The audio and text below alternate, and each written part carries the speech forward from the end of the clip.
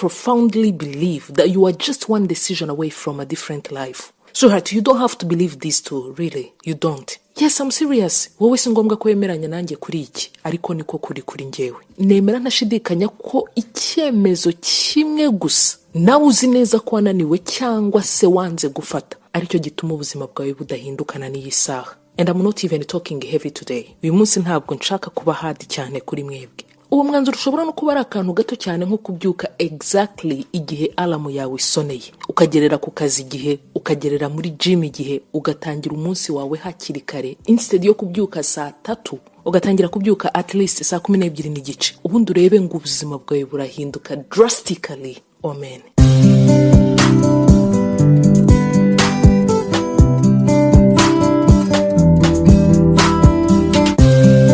Maybe wowe uwo mwanzuro ushobora kuba just kugabanya umwanya umara kuri TikTok cyangwa se kuri Instagram.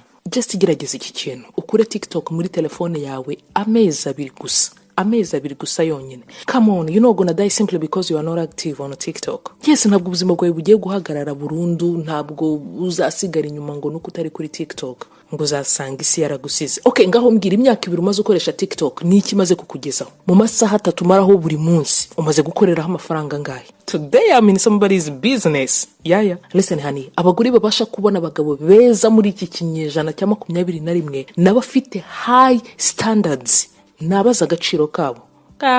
Kwameza buriza ibiciro uzagumirwa. Nuko umugabo w'igitangaza uvuga se uzamukura he?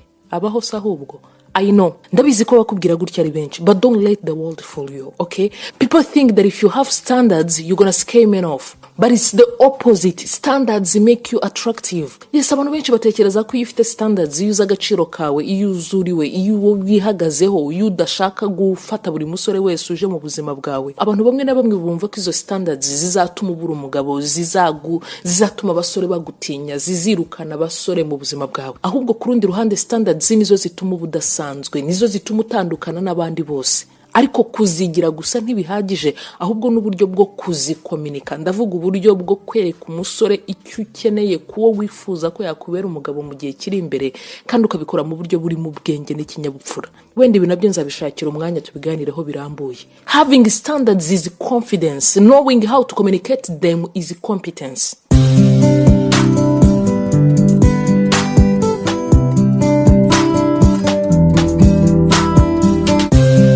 So have you ever been broken before? Wigeze ukomeretswa n'urukundo mu buzima bwawe? Wigeze ukunda umuntu bikomeye utarigeze umenya agaciro kawe, utarigeze uha agaciro urukundo rwawe, utarigeze uguha umwanya, attention na affection wari ukwiriye?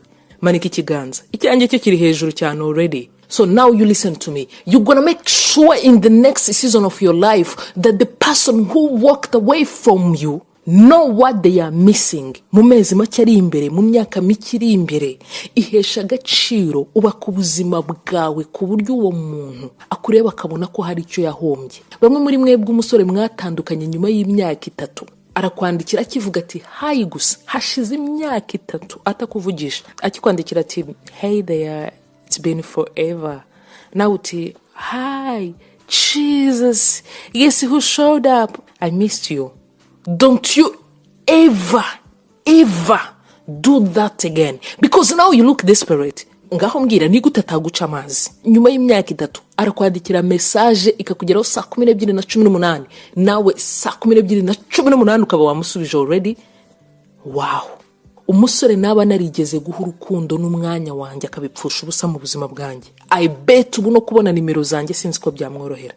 Ubu kandi bamwe muri mwe murabyita kwirata. It's okay, ubyita uko ushaka, I don't even care. Icyo nzi cyo nuko ntakiri wa wundi wasize kiriya gihe. Ubu narize, narakuze, narahindutse, nasobanukiwe uwo ndiwe, namenya agaciro kanjye, namenye icyo nkwiriye. Ubu ngubu byangora. Sinzi ko binashoboka kongera guta umwanya muri relationship idafite icyerekezo. Utariko Claudette nawe ku ruhande rwe, you never know, ashobora kuba yarize, yarakuze, yarabaye undi muntu, nawe yarubatse ubuzima bwe atakiri umwana. Well, good for him. Yes, good for him. Nasanga nyira available, good. Ariko icyonzi cyo nuko uyu munsi bigoye kwemeza umutima wanjye kabone nubwo naba nkigukunda. Ubu I'm strong enough to say no and goodbye igihe mbona udahura na standards zanjye, period.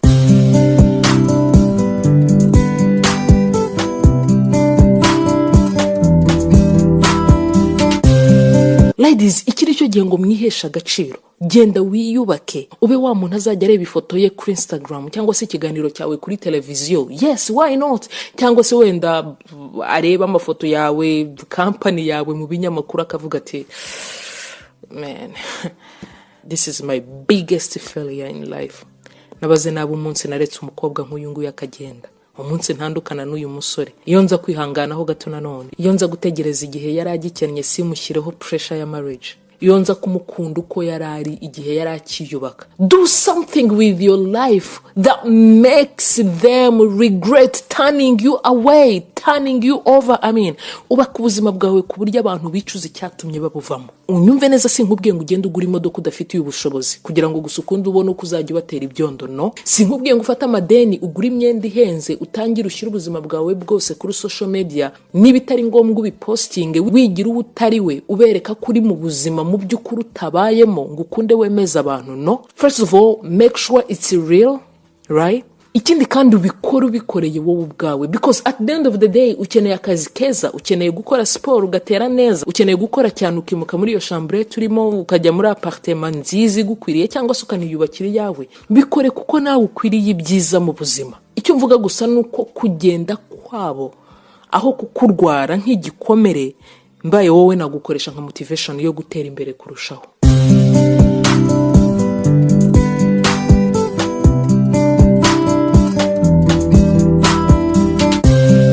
No baby, let's take it slow, okay? Reka tubigenze gake gake, nta kitwirukansa. Uracyari muto, nanjye ndacyari muto, kandi ndagukunda urabizi. Ariko right now I don't think kondi ready for marriage. Ntabwo ndaba tayari neza kuba nazana umugore. You listen to me, man. If you're not ready for marriage, you are not even ready for dating. It's as simple as that. Niba utari ready for marriage, utari tayari kubaka urugo, nta n'impamvu ya relationship, nta n'impamvu yo gukundana n'umuntu. Dating for what? For fun? Dukundane hanyuma bigende bite? Kwishimisha gusa. Niba ushaka kwishimisha, shaka hobby. Jya kwiga gitari, jya kwiga piano. Niba ushaka kwishimisha, jya gusura parika Akagera. Niba ushaka kwishimisha, jya kwiga koga. Niba ushaka kwishimisha, gura imbwa uyitunge mu rugo izaguha ibyishimo. Niba ushaka kwishima, jya muri concert ya Diamond. But please, I'm begging you, wikoresha umutima wundi muntu mu kwishimisha. Don't play with somebody's feelings and body for fun. Wikina n'amarangamutima y'umuntu, wikoresha umubiri we mu kwiha ibyishimo. Please, please.